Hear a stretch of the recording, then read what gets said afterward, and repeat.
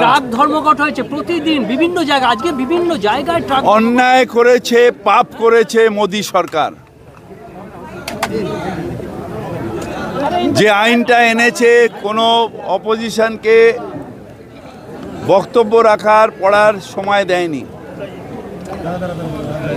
পার্লামেন্টে অপোজিশনদের সবাইকে সাসপেন্ড করে বার করে দিয়ে কিছু নিজেদের দালালদের হইহট্টগোলের মধ্যে বিলটা পাস করানো হয়েছে, যেখানে প্রকৃত ভারতবর্ষের মানুষের আওয়াজ পৌঁছয়নি। পার্লামেন্ট অর্থাৎ পাবলিক রিপ্রেজেন্টেটিভ, মানুষের আওয়াজ পৌঁছানোর জন্য পার্লামেন্ট, সেখানে যদি আলোচনা না হয়, যদি একতরফা বিল পাস হয়, তাহলে মানুষের আওয়াজ সেখানে পৌঁছলো না, মানুষের সে বিলটার সম্বন্ধে জানলো না। এমন একটা অবস্থা দাঁড়িয়েছে যে ড্রাইভার মানে সে খুনি হয়ে যাচ্ছে, অ্যাক্সিডেন্ট মানে অ্যাক্সিডেন্টালি অর্থাৎ ভুলবশত বা অনিচ্ছাকৃত, সেখানে 10 বছর সাজা করে দিয়েছে। ড্রাইভারকে ইন্স্যুরেন্স করতে হবে, কিন্তু ট্রাক মালিকদের থার্ড পার্টি ইন্স্যুরেন্স থাকে। সেই থার্ড পার্টি ইন্স্যুরেন্সের অর্থ হচ্ছে যদি কেউ ভিকটিম হয় তার জন্য ইন্স্যুরেন্স তাকে টাকা দিতে বাধ্য। চলছিল ঠিক মতন, হঠাৎ কিছু বিজ্ঞ অমিত শাহজির মতন তারা এই অগণতান্ত্রিক কিছু বিল পাস করেছে। এরপরে আরও একটা করে বেরোবে।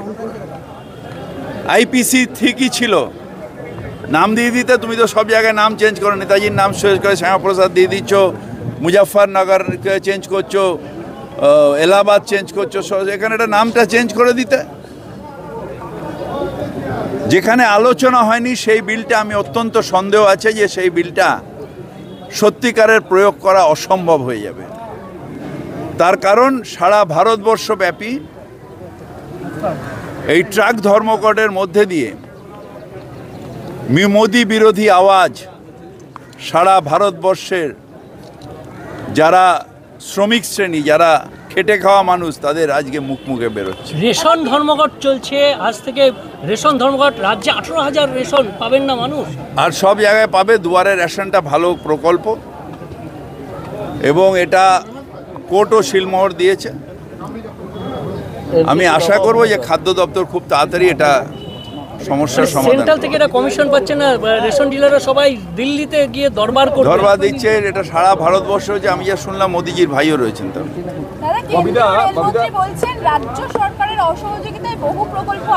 রাজ্য সরকার কতগুলো প্রকল্প দিয়েছে, গড়িয়াহাট থেকে নিয়ে বেহালার থেকে সব প্রকল্পে কয়েক হাজার কোটি টাকা কেন্দ্রের রেল প্রকল্পে আমরা মকুব করে দিয়েছি। তারপরেও মেট্রো রেলের প্রকল্পে দেরি কেন টাকা দিতে এত অনীহা?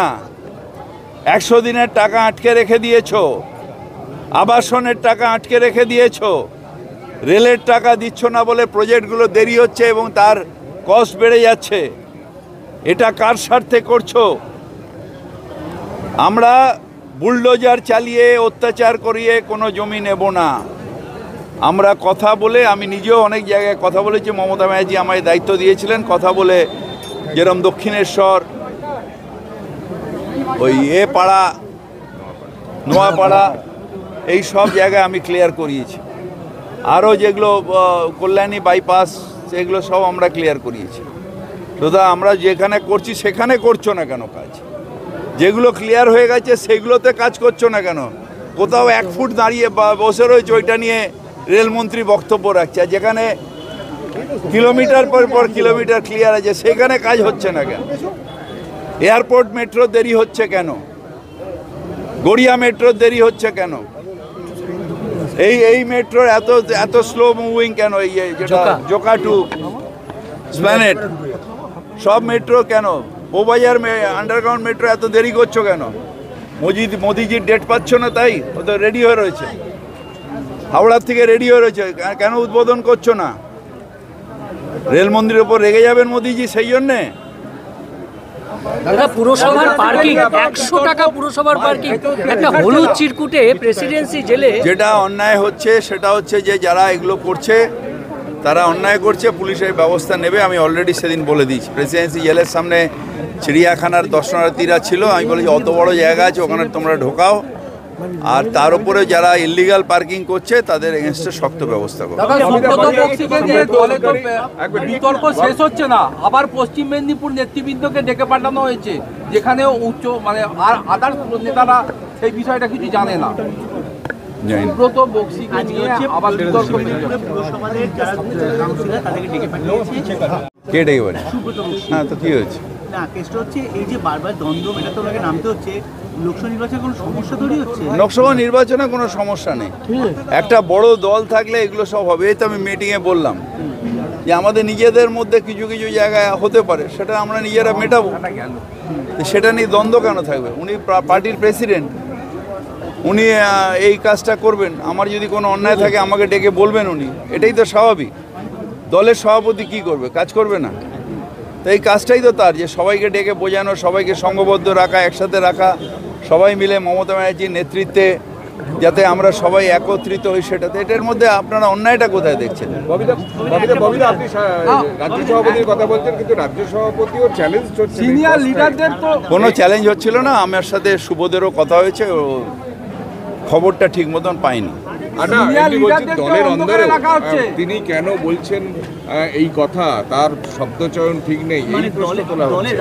মানে আমি বলছি যে আমার মনে হয় কোনো জায়গায় যাচ্ছে না, মমতা বন্দ্যোপাধ্যায় শেষ কথা।